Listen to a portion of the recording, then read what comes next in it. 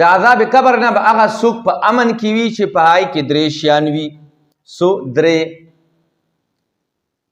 حضرت فاطمه رضی الله تعالی عنها چې کله وفات شوه د هغې جنازه قبرستان ته راوړه، نو حضرت ابوذر رضی الله تعالی عنه قبر ته خطاب کوي چې ای قبره څومره مبارک یې، څومره بختور یې، تا ته موږ داسې هستي راوړي دی چې دا د دواړو جهانو سردار لور دی، د حضرت علی رضی الله تعالی عنه بیبي دی، د حسنینو مور دی، څومره مبارک یې. وایي قبر ورته وایي ما انا موضع حسب و نسب، زه د حسب او نسب بیانولو ځای نه یم، انما انا موضع العمل الصالح، دلته نیک عمل په کار راځي. ولا ینجو مني الا من کثر خیره وسلم قلبه وخلص عمله.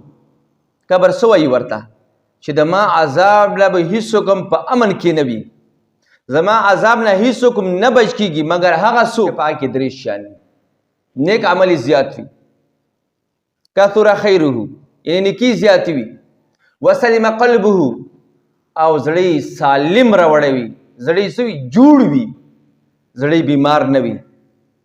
زړه کله بیماریږي؟ د زړه بیماری څه دی؟ هغه ریاکاري دی، حسد دی، کینه دی، بغض دی، حرص دی، دا د زړه بیماری دي. زړه دینه سالم وي. او دریم وخلص عمله، او عمل یې الله رضا دپاره کړی وي، په عمل کې اخلاص وي، دا به زما عذاب نه بچ کېږي، بل څوک زما عذاب نه بچ کېږي. نو معلومه شوله چې په قبر کې حسب نسب نه چلیږي، په دلته نیک اعمال په کار راځي، او د عذاب قبر نه به هغه څوک بچ کېږي چې په هغه کې درې شیان وي، نیک عمل زیات وي، دویم زړه سالم وي، د بیماریو نه روحاني بیماری په زړه کې نه وي،